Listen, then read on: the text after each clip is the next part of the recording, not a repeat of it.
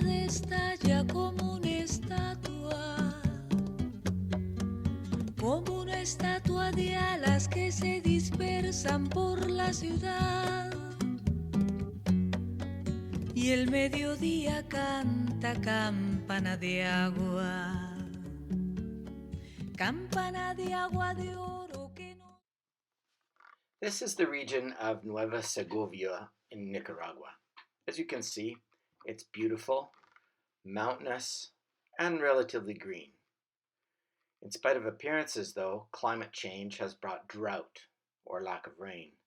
There is less water in the rivers, and the ground is drier than ever before. This area is not rich. People survive on basic agriculture, and some people work in the cities and towns. Logging and coffee production are the main industries. Los Arados is one of the many communities in this region. The average income for a typical family in Los Arados is approximately 125 Canadian dollars a month.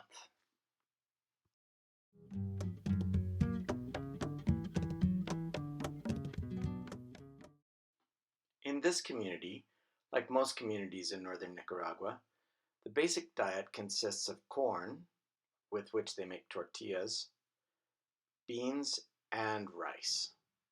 This combination provides complete proteins, but it's obviously lacking in variety and can lead to other deficiencies.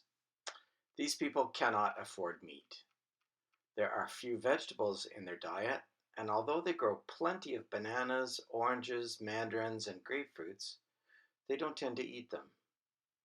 In the past months, they have planted a variety of new fruit trees, including avocados, mangoes, lemons, and so on, but it's still unclear what they will do with the fruit.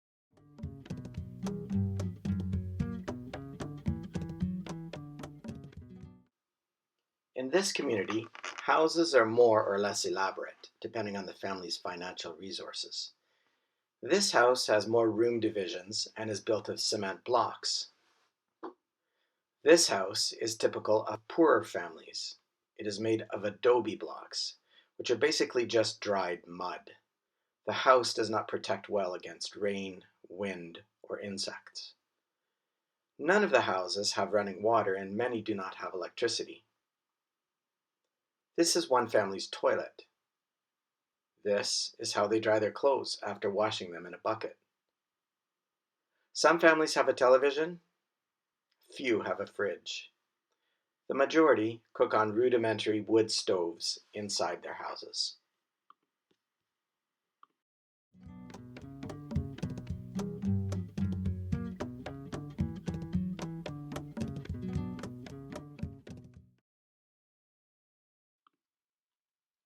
The center of this village, like all others in Nicaragua, is the church. The local primary school is also very important. A road passes through the community, but it is in bad shape, dusty in the dry season and muddy or washed out in the wet season. The families closer to the river use pipes and gravity to carry water to their house. Those that are too far away must carry their water or collect rainwater.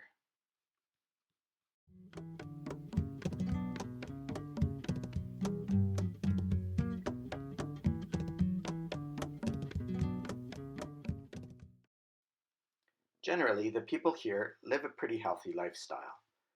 However, their diet is not balanced, which means that they can sometimes experience deficiencies. They also breathe in a fair bit of smoke from the stoves on which they cook inside their houses, and also the toxic fumes from the garbage which they burn, since there's no other way of getting rid of it. Another problem is contaminated water. If the people become sick, they do have access to doctors. They can go to the clinic for free in the local town, but they can't afford medication, which is not paid for by the government. When it comes to education, in principle, it's free, up to the age of 16 or 17, but the reality is not always that positive. They sometimes can't find teachers for the most remote communities, and for high school, transportation to the bigger towns can be an issue.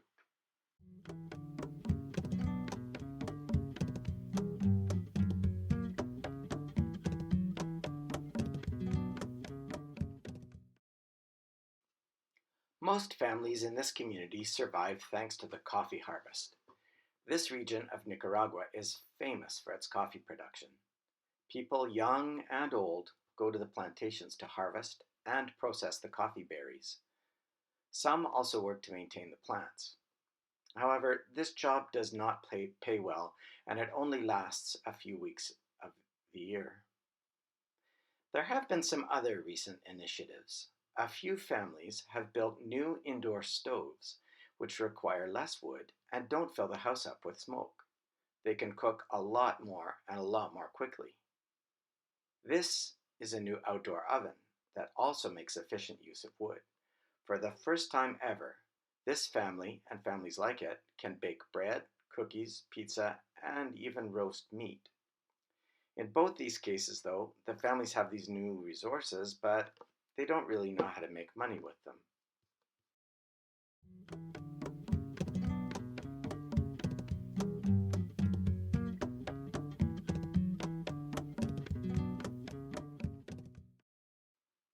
Now that you know more about this community, we'd like to know how you can help. These people are intelligent, strong, kind, and resilient. They are stuck in a cycle of poverty. They tend to do things the same way they always have. Because they can't take risks, because the consequences could be too serious. They don't know how to build opportunity for themselves, but they're willing to give it a try, and they are certainly very able. They need a better road, they need more reliable transportation, their health could be better. Their environment is rich, and they could make, grow, sell, and even export many things. However, they don't know where to begin. What can you propose to help improve their lives?